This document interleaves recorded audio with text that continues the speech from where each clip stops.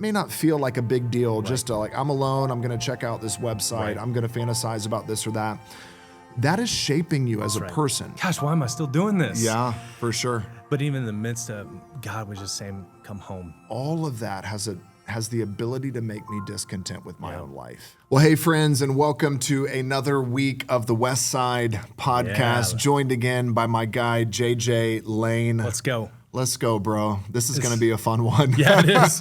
Yeah. We're diving in, man. Coming fresh off Sunday, we're preaching through the Sermon on the Mount and, following the words of Jesus through here, dove into Matthew 5:27-30, where he addresses this reality of lust and sexual sin. So it was a spicy one.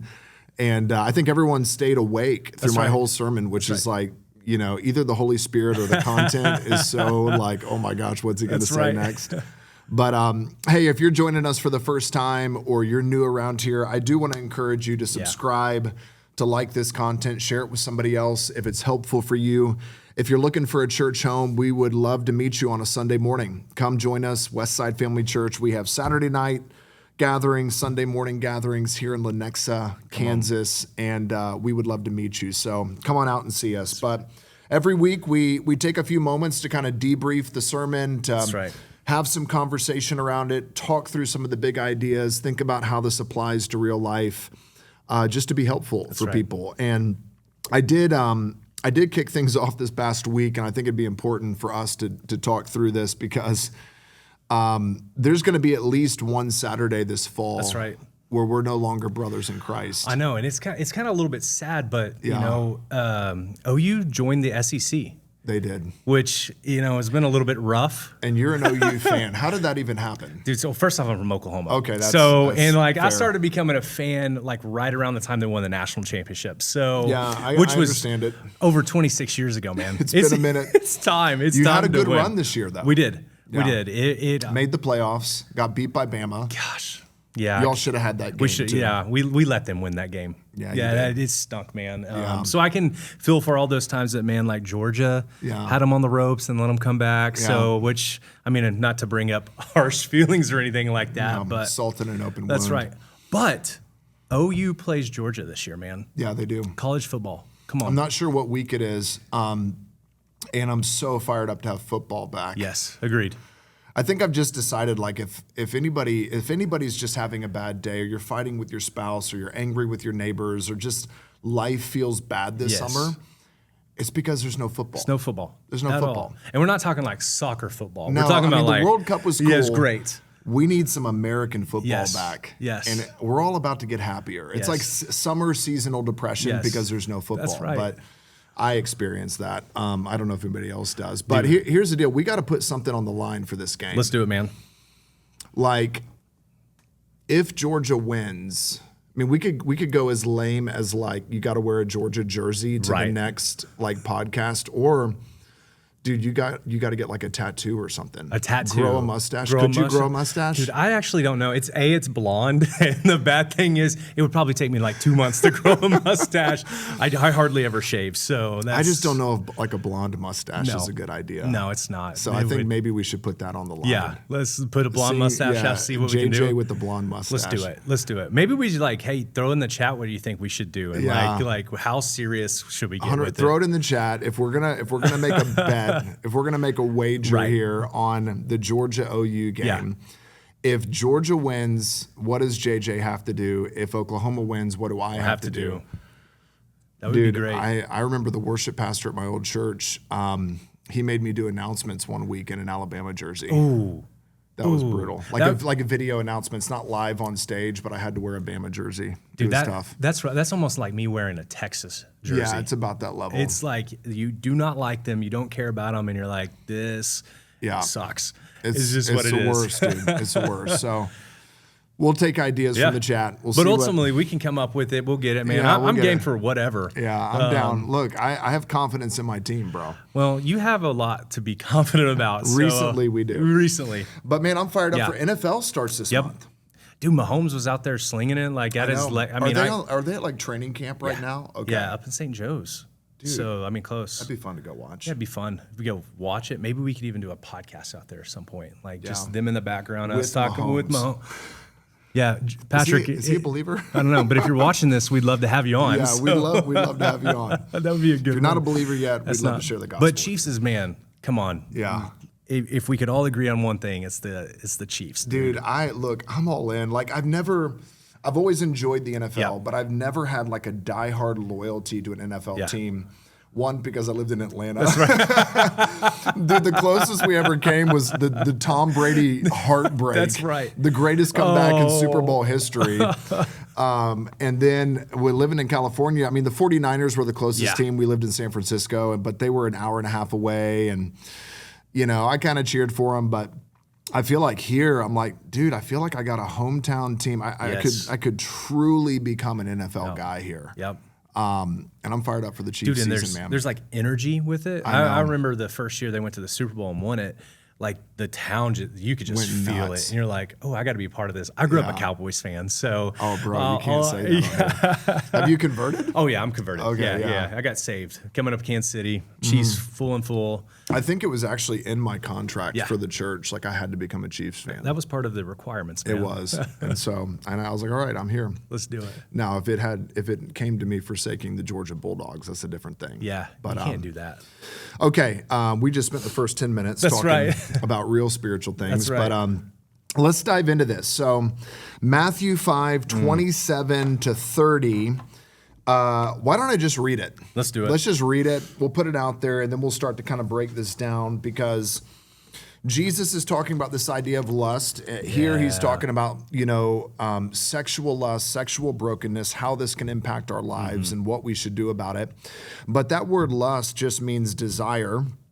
And it can either be a neutral, a good, or a negative term, but it can also be used for desiring things, desiring people, desiring things sexually, coveting over things. So it applies to everybody, whether you're stuck in sexual sin or not.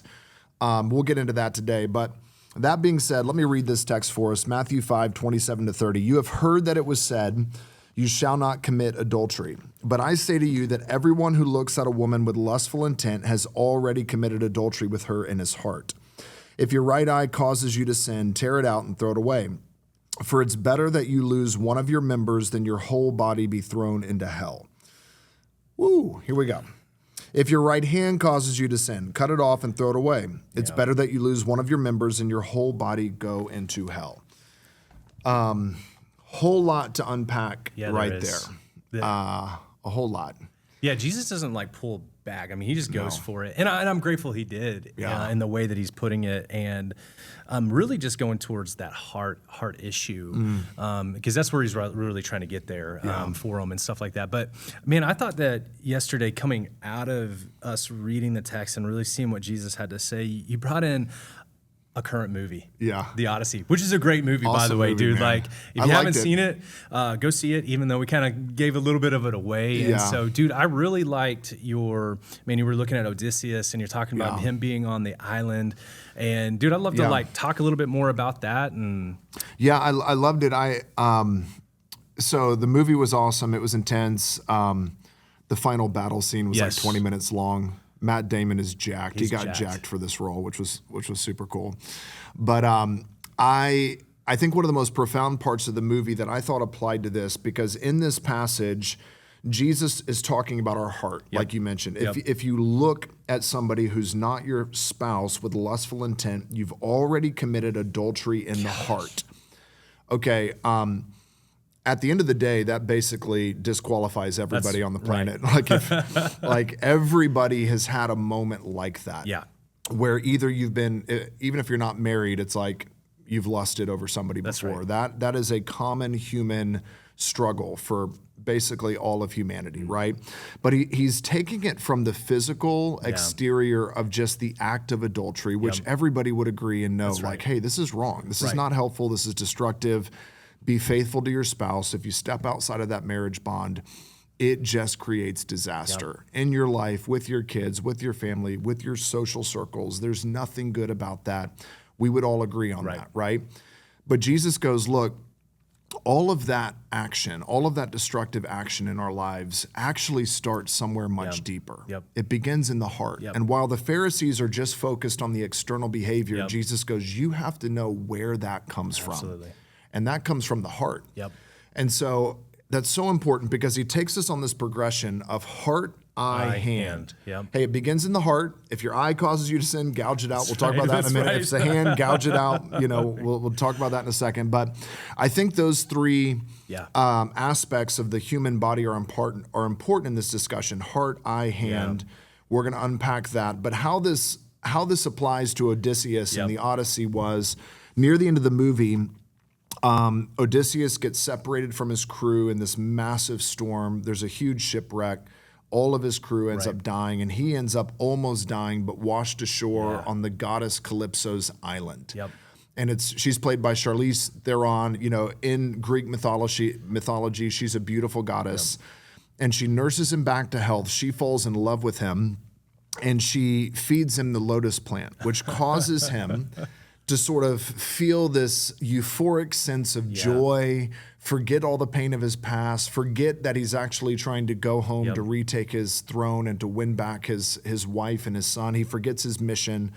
And for 7 years, he sort of wastes away on Calypso's island. Wow. Yeah. And, I was like, man, that's so profound. There's so much profound imagery in there because I think that's what lust and fantasy does, right? So when you're lusting after somebody or something in your heart, you're not living in reality. Right. You're living in fantasy. Right. Because you're taking something that hasn't actually happened in real life, but you're turning it into a fantasy in your heart that begins to shape who you are. Yeah. And so what he's doing here is he's just sort of living in this fantasy world where he's with this beautiful goddess on this island. He's sort of numbing out the pain of his past with this lotus flower every single day, and he's wasting his life in this sort of fantasy island, right? And I think that's how lust can grab hold of us in our lives. It can pull us away from reality. It can pull us away from who we're meant to be, the calling in our lives, and it can cause us to waste our lives on something that's not real. That's right. Which is a terrifying thought if you really think about it. Yeah. And yet there was a detail in this story that really, really struck me. Even during those 7 years where he was sort of caught in Calypso's spell, where he had all the comfort, all the pleasures of life that you could ever want, there was some part of him that every single day he would wake up, and even though he's under the spell of the lotus plant and he's sort of living in this fog, this haze of where am I, what am I doing here, he was still gathering wood from the wreckage of his ship, which was crazy. And he was piling it up for 7 years, and she watched him for 7 years, and she's like, why is he gathering wood? And she says to him at the end, before she finally says, I'm going to stop feeding you this plant, and you can choose to go home if you want to. She goes, there was some deep part of you that never gave up on going home. And of course, as a preacher, I'm like, dude, that will preach. Yeah. Like, that is fire. That is so important, because I thought, man, that's the image of God in all of us. Yep. Whether you're caught in a web of sexual sin, pornography, lust, fantasy, adultery, emotional things that are happening with somebody that's not your spouse, or maybe it's an addiction to a substance, or maybe it's an addiction to a device, or maybe it's just sort of living a life that is constantly coveting things that you don't have, and it's making you despise the life that you do have, and be discontent. Whatever that looks like for you, and no matter how long maybe you've been stuck in those rhythms and cycles in life, what you have to know is that there is some deep part of you that is actually still fighting to become fully who you are, fighting to become free from the entanglement and the web of those sins that are making you less than who you are. And there's some deep part of the image of God in you that is like, I need to make it home. I need to make it home to my calling, to my wife, to my child, to the throne that I'm called to step into in my real life. And as long as you're breathing, there is hope for you. That's right. As long as you're alive, there is hope for you to find freedom, even from things that you may have been stuck in for 7, 10, 15, 20 years. Because you're made in the image of God. God has not given up on you. The Holy Spirit is still at work in you. And even if your heart is calloused and you've buried that and buried that and buried that, man, God can bring breakthrough at any point. And part of my prayer in this sermon was that people would walk away with hope, knowing, Yep.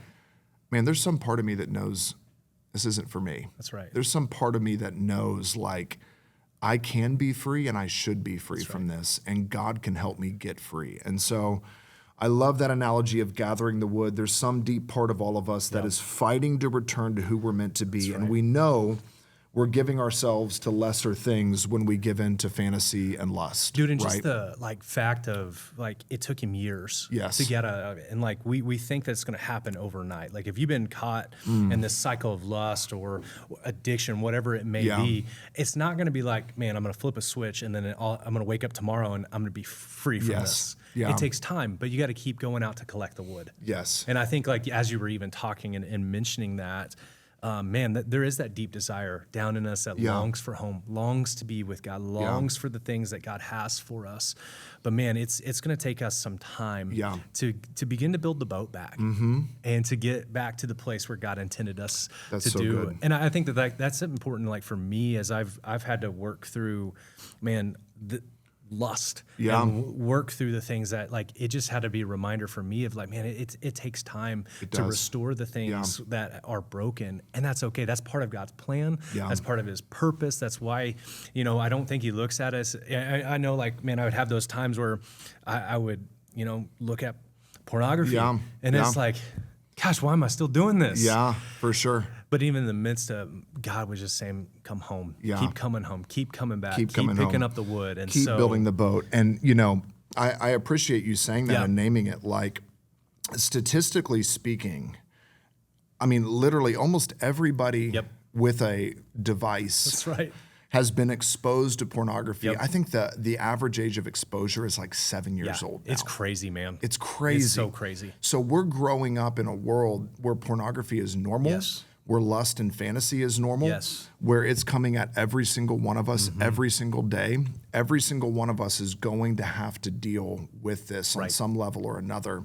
And it's coming at our children at young ages. And the journey out, like you said, it's not a flip the switch. And I wish it was. I remember, especially as I became a believer in college and began to feel conviction over man, how am I living my life sexually? How am I treating relationships, girls that I'm not married to? How am I treating devices? And that was sort of, when I was in college, the internet was sort of coming online, all these different things were happening. And it was man, it was so much more accessible to everybody, right? And it quickly became normal. And that whole analogy of realizing, okay, it takes time to say, I'm going to begin to build guardrails. I'm going to come into the light, and gathering wood looks like praying, confession, building guardrails in your life, knowing where your trigger points are and realizing, man, I'm not going to let it in here. I'm not going to, have my device with me at this time of day. Or beyond that, if like Jesus is saying, adultery begins in the heart before, maybe I need to set up some guardrails around business travel or, dinners out with coworkers, or how much time or conversation and relationship I give to females who are not my spouse, and just being on guard in some of those areas. And I thought about this. I was like, man, for us to get radical about sexual temptation and the reality of fantasy and lust in our lives might look a little weird at some points, right? It's like, man, you may need to delete apps on your phone, give someone else the password. You may need to get a flip phone. You may need to put some serious boundaries around, business travel or relationship with other people. All those sort of things may need to happen for you, at least for a season. And that may look weird, but I thought, well, what's normal in our culture? That's right. What's normal is divorced, addicted, anxious, sad, depressed, discontent with life, non-satisfied with life, sort of always searching for something that will never satisfy. And I'm like, if that's normal, I don't want to be normal. That's right. Give me weird all day long. I want to be fully alive. I want to live free. I want to be under the covering of God's grace and moving out into the world in my calling. if that means I need to set up some guardrails in my life to guard my life against addiction, sexual sin, or coveting, or all these different things that I know are going to steal my joy and my contentment, dude, I'll set up any weird guardrails I need to, not because I'm a legalist, because I want to be alive. That's right. Well, and also, like you talked about yesterday, Solomon tells us above all else, guard your heart. Yeah. So the reason why I think we have to take that radical approach is because, I mean, Jesus is going to go on later in the Gospels. He's going to talk about how, out of the heart comes evil. Out of the heart comes all these things. And so it's not really sometimes inherently what comes in. He even talks about that defiles. He uses the word defiles, but it's what comes out. And so we just got to get radical about guarding our hearts. Why? Because when our heart's divided, it's like, okay, you can't serve two masters. You can't serve, porn, lust, whatever it may be, and serve God at the same time. You're going to serve one of those masters. Yeah. And so what Jesus is prescribing is, man, like, you got to get really radical about protecting your heart. And so, man, I thought that was the right approach for saying, hey, let's get weird about this. Yeah. Like, it's going to seem weird that you're not going to go out and have lunch with your female coworker this week. Yeah. But that's okay. That's okay. Because you're protecting your heart and your relationship with your spouse. Yes. That's going to be weird, and that's okay. Yeah. And so, man, again, we talked about heart, eye, hand, winning that internal battle, and talking about that idea of guarding our hearts above. Also, I think we should probably let's unpack that a little bit more. What does that kind of practically look like? I thought about this, and this was a line that I shared in the sermon. The battle for your life is fought on the battlefield of your heart. That's right. Right? So everything you've ever done in life, whether good or bad, it began in the heart. It began in your mind, right? Before it ever became an action. And what Jesus is saying here in this passage is he's like, look, you might just be focused on the external behaviors of your life, but if you want to actually find freedom and transformation, you got to take this thing 3 steps back and begin to deal with what's happening in the soil of your heart. Emotionally. And the heart is complex. It's complicated. We're a mixture of past trauma, the environments that we were raised in, different things that happened to us throughout our lives, and all of these complicated experiences and traumas and things that we've made it through in our life begin to shape your heart. And when your heart gets formed by those things, it creates certain actions in your life. We all find ways to cope with the pain of what we've been through. Come on. And most of us find unhealthy ways. That's right. The first things we discover to cope with the pain of our past is normally unhealthy habits to sort of silence the noise and the pain from our past and just to escape that pain. And when Jesus comes in and says, I want to give you a new heart, that's right. He's like, I want to do heart surgery. That's right. I want to heal your heart because I know that as the Father's love and as you begin to open up the deeper places inside of you, whether it's to trusted friends or through prayer, it allows God's grace to kind of come in there and shine light and bring healing. And when the heart gets healed, it produces a different kind of life. It produces different choices, different actions. And so Jesus is like, look, I'm here not just to fix your external behavior. I'm here to give you a new heart, which will really transform your life. And that's the beginning of God's grace in our life. It is, man. And that's like the only way to find that healing that we're talking about is through Jesus. Yeah. And so John Eldredge, man, I can't remember the book that I read this in, but he talks about the idea of inviting Jesus into the spaces and places that need healing. Yes. For this very reason. And this is like a massive area for me. And I used to try to when I first started trying to find freedom from, this addiction and things, it was like, I'm going to try to fix all this external stuff. And it didn't work. Yeah. It wasn't until I started inviting Jesus in saying, hey, Jesus, I actually need you to step into this space that I can't heal on my own.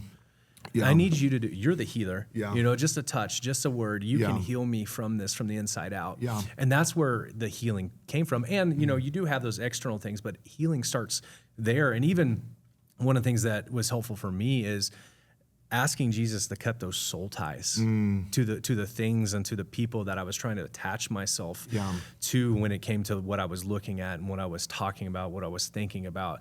And only Jesus can do that. Yeah. Because that's something that, that's a stronghold. We don't break strongholds. He does. Yeah. And so, man, I think it's so important that we break the strongholds. We allow Jesus to step in this space to heal the place that only he can heal, and that's the heart. Dude, I love that. So, Yeah. So I think when we look at this, right, heart, eye, hand, Yep. right? And so healing, Jesus is giving us a very holistic Yes. picture of healing Yes. and how you find freedom. Yes. It's internal. Yep. It's what are you looking at externally Yep. that's making its way into your heart. And then hand represents action. So it's taking external right. action. And so it's sort of a three-pronged approach to, man, how do I find freedom from anything that is making me less That's right. than who I am, right? right. It doesn't just have to be sexual sin and lust.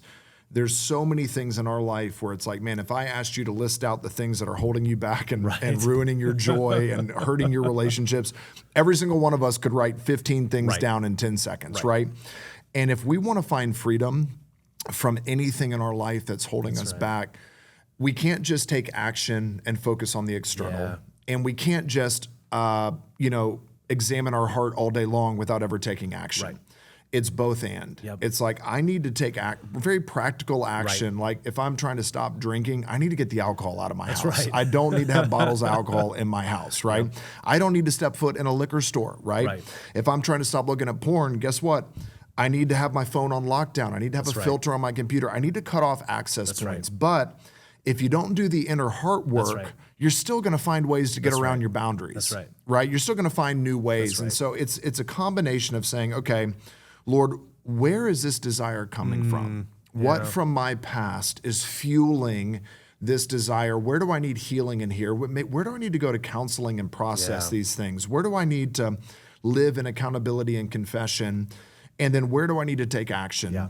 So it's internal, it's external, and then it's also, I think one of the primary gateways with this one is the eyes. That's right. Right? Because That's right. what you look at shapes your heart. Right. Now, Jesus is not saying Praise to God, literally gouge out your eye or cut off your hand. He's not encouraging us to physically maim ourselves or mutilate ourselves. Because if you cut out one eye, guess what?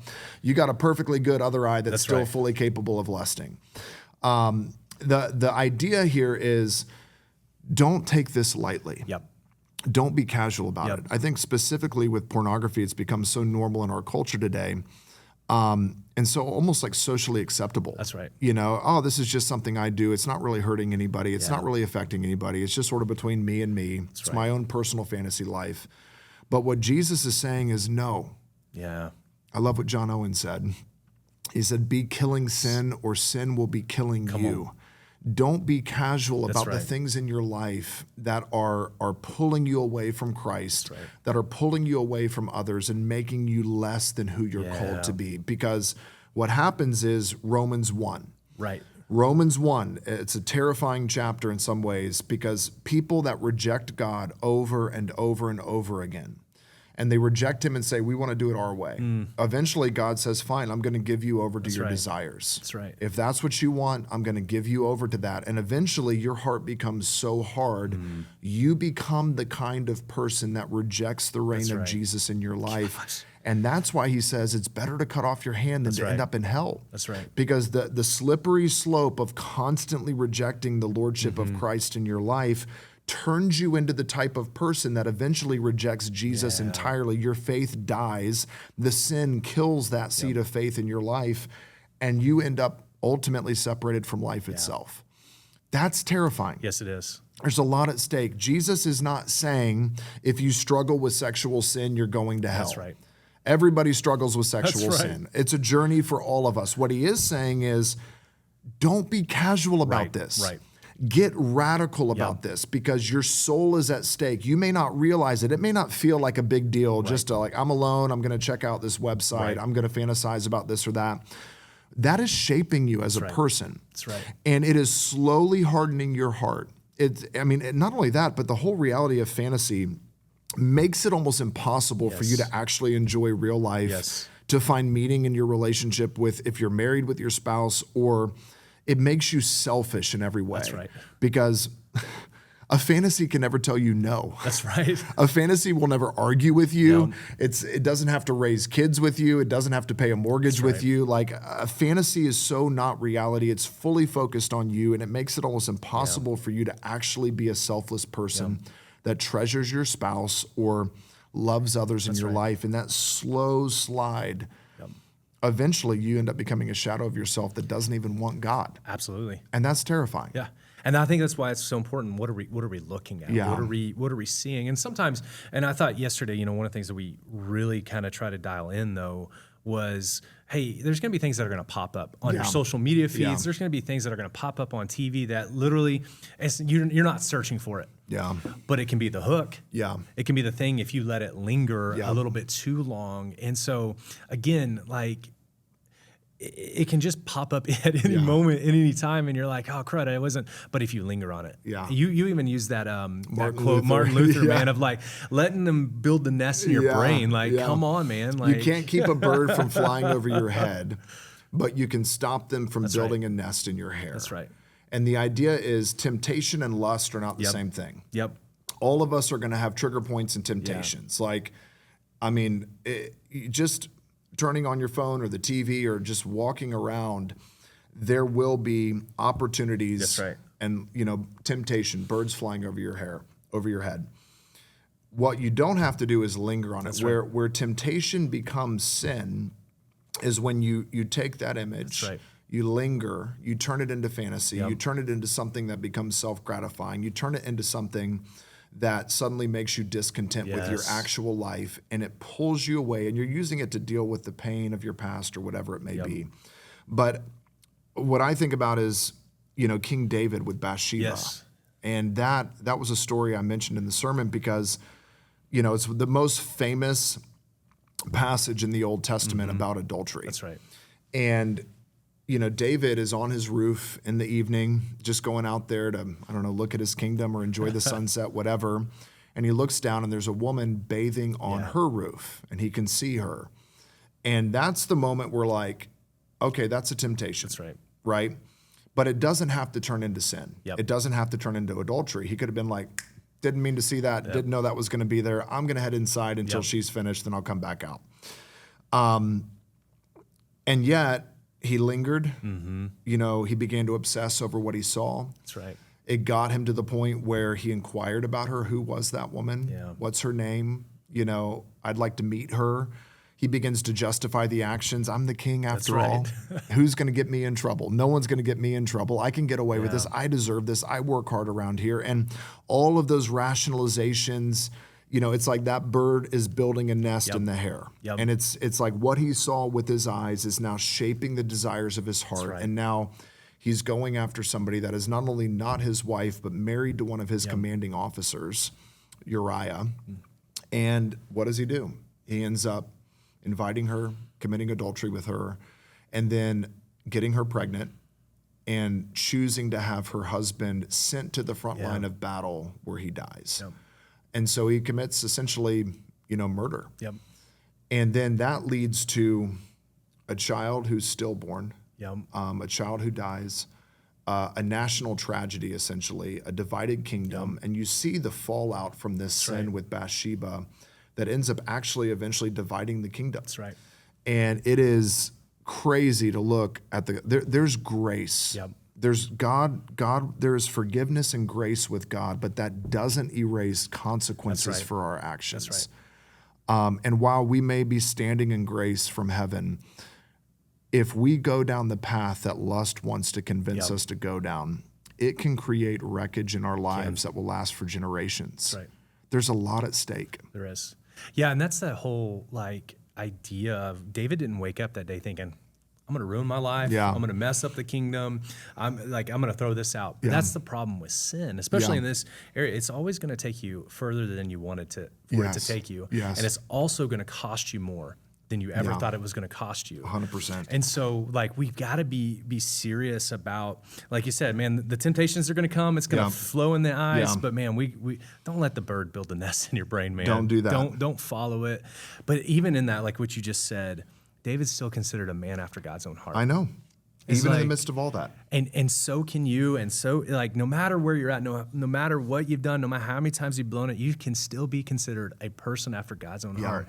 And, it does take getting really serious, about, let me look at the triggers. Let me look at the things I'm looking at. Let me be smart. Hey, I know on, Instagram and Facebook, if you have a reel that pops up, you can put Not Not interested. And then it No changes more. everything. And then it changes Like, your algorithm. It just changes it. You build your own Yes. algorithm Yes. based on what you search for and like. Yes. And it's a reflection of you. It is. Right? I think it's important to notice too, when Jesus is talking about lust, anybody who's lusted after her or Yes. him in the heart has already committed adultery. That at first is like, really? Right. Like, right. you know, is it the same? Yep. On one level, no, it's not the same. Right. Right. Right. You know, dealing with the fantasy in your heart about somebody and not acting on it is Right. not the same as physically sleeping with somebody that's not your Right. spouse. The consequences for that are different, right? Right. But the seeds of adultery begin in the heart. right. That's That's what right. he's saying. He's like, you're wanting to go that direction. That's where it all begins. But I think it's important to note the word lust is the Greek word epithemeo, which just means desire. Yeah. It's a neutral word, right? So desires are good. Sexual desire is right. good. It's a gift from God within the context of marriage and the covenant of marriage. These are good things that God gave us to strengthen the bonds of marriage, right? Where desire goes wrong and becomes lust is when, this is what I said about this. Desire becomes lust when it reaches beyond God's good boundaries and craves what isn't ours. Gosh, yeah. Lust is simply desire that has wandered outside the will of God. Desire is a gift from God. Lust is what happens when our desires begin to lead us somewhere destructive where God never intended us to go. Now, lust doesn't have to just be sexual. Right. Coveting is when we're lusting, desiring things that we don't have, and they're making us discontent with our own lives. And we live in a culture full of like a coveting factory. Social media. It's like, man, I'm looking at, you know, their remodeled house or their vacations or their cars or their redone master bathroom, and it's like all of that has the ability to make me discontent with my own life and make me despise what I actually have, the gifts that God has given me. But I think this is another distinction. I'm all over the place, No, but you're good. You're I good. want to hit this. I love it. When I thought about lust and this whole idea of already committed adultery with her in his heart, I thought, man, that actually is what it is. Yeah. Right? Lust is not just a glance or a temptation. It's not just noticing that somebody's attractive. It's using someone in your imagination without their permission for your own gratification. That's scary. That's very scary. To think about that, right? It steps outside the covenant you've made with your spouse or outside the boundary lines God has drawn to use somebody without their permission for your own gratification. Wow. And it's like, yeah, that's committing adultery in your heart. That's right. Like that's what that is. It's actually worse than adultery. I'm using them without their permission to satisfy something broken in me. That's right. That's me being a shadow of who I'm called to be. That's not me being a good man. That's not me living into the call of God on my life. That's me trading goodness and purity and light for darkness, right? So, and it's also like, it's not treating that person as they are created in the image of God. Yes. Which is, I mean, we've got to be able to see that person no matter how we're trying to see that person. We're trying to see them in maybe a sexual light or in a different light, or we're lusting after the thing that someone else has, and we're treating them like they're not created in the image of God, no matter where they are, and someone that Jesus died for. Yes. One that got me one time, since we're kind of on the map and stuff, was someone was like talking about how, like, if you looked at that person and you thought about that person being your daughter, how would you respond to that? Dude, and that ruined me forever. I was like, oh gosh, I never want to like think of someone, because like if someone thought of my daughter Ella in that way, dude, bro. And then they brought it back, it's like, that's how God feels about them. Yeah.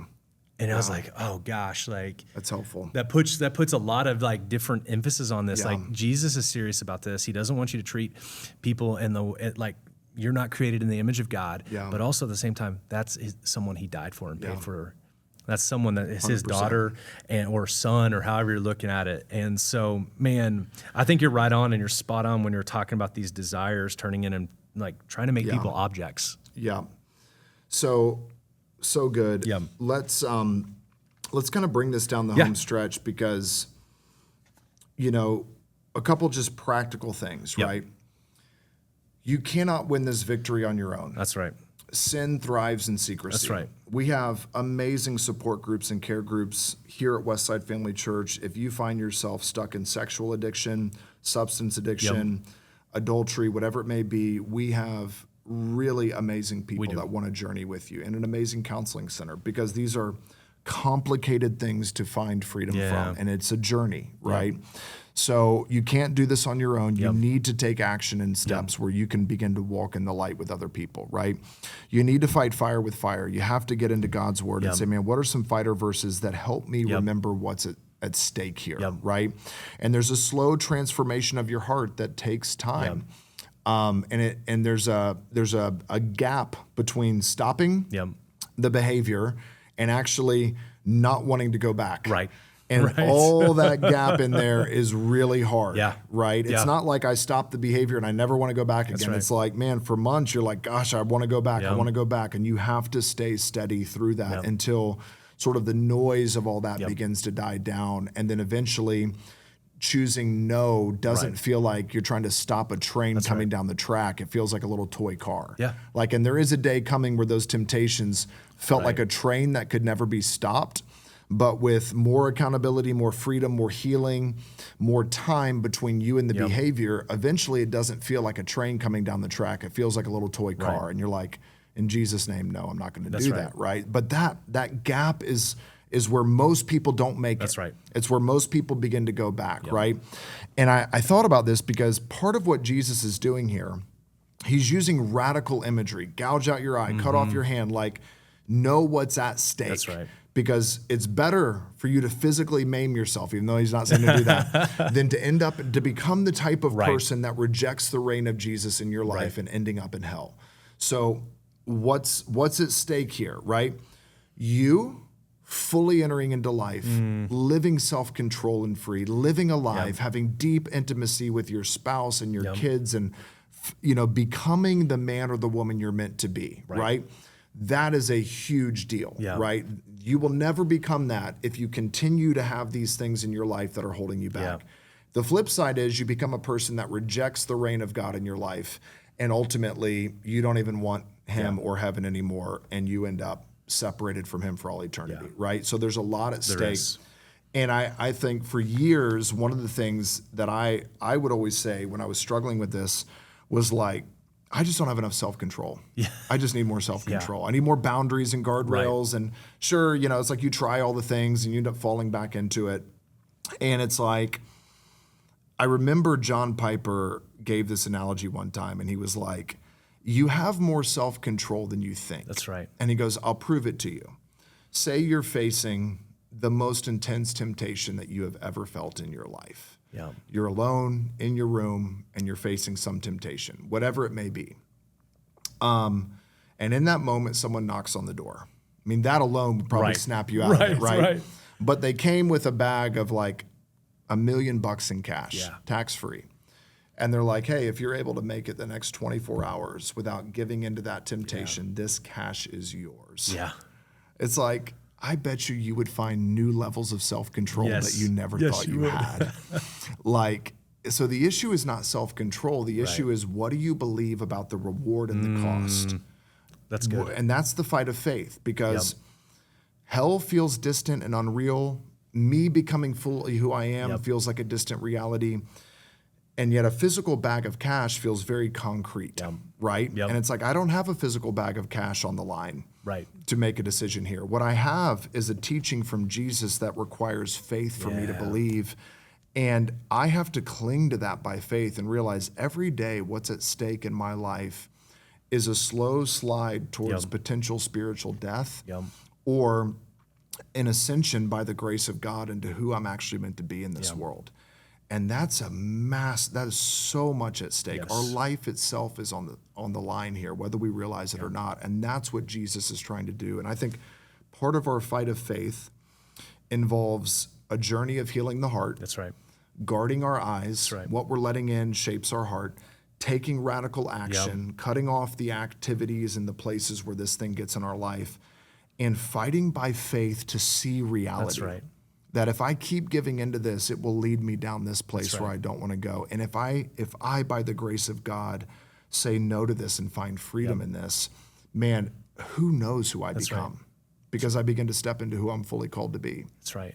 And it's like, that's a pretty good action plan here It is. in terms of finding freedom in our lives. It is. Dude, and you talked about it even yesterday. It's like, creativity returns. Yes. There's certain you start feeling more confident in in yourself. That's what's at stake. Yes. Like, and then if you're married, you got a family that's at stake. Yes. Like, and they're worth fighting for. And then even more so, just that relationship with Jesus, dude. Like, he is the greatest treasure. Yes. Paul talks about forsake all things because knowing Christ is worth more than anything else in this entire world. Yeah. And when we are in that and we're living in that cycle, man, we're just completely falling off. Yeah. And so that's we need to chase after him, pursue him, kill sin, or sin will be killing you, dude. And remember, there is no such thing. There is no such thing with sin without a cost. That's right. There is no sin without a cost. Even if it's hidden sin, right. it's always costing you something. Yep. It's costing you your own soul, your own sense of integrity. It's costing you a burden of guilt and shame that is slowly diminishing who you're called to be. It's causing you to become a shadow of who you are. It's ruining your taste and your faith for God. That's right. Right? And it is going to impact relationships around you. Right. So there's no such thing as hidden sin without a cost. That's right. It all has a cost, and it's all leading you somewhere. And so I think that's a lot of what Jesus is hitting on here. Agreed. And man, my prayer is for anybody listening to this is guard your eyes, begin the journey of healing in your heart, go to therapy, jump into a support group, whatever that may be. Take action. Don't be casual about it. And try to hold in your mind the consequence and the reward. That's right. Of what this thing will make you if you continue to give into it, who you become if you continue following that path, and who you become if you find freedom. That's right. Because those are two very different people. So true. And so, man, I think we didn't cover it all, but we covered a lot. We did. We did, man. So great chatting with you about this, man. Appreciate you, bro. Same. And hey, thank you so much for joining us on this week's conversation through obviously a topic that affects all of us, is something difficult to talk about, difficult to share with others. But if you are in the thick of the battle with fantasy, lust, pornography, or anything that feels out of control in your life, please do not try to fight this thing alone. Head over to westsidefamily.care. It's a part of our website at Westside Family Church. If you're here local, we would love to have a conversation with you and see if there's a place here with some other amazing people that can journey with you towards freedom. So we love you. Hope you can join us for a church on Sunday. Thanks so much for watching. Be sure to like and subscribe, share this with a friend, and we hope to meet you soon.